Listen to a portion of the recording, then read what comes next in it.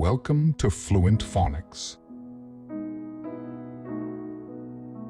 Today we will discover the proper pronunciation of the word subjectivists. Subjectivists. Subjectivists.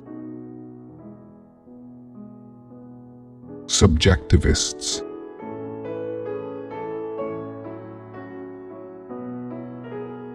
Here's an example of how one might use it in a sentence. The subjectivists argued that beauty is subjective and can vary greatly from person to person.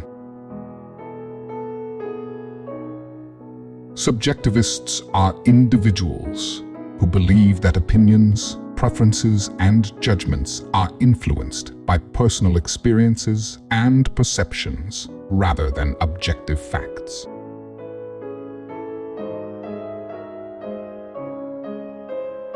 Thank you for your time. If you enjoyed this, please like and subscribe for further content.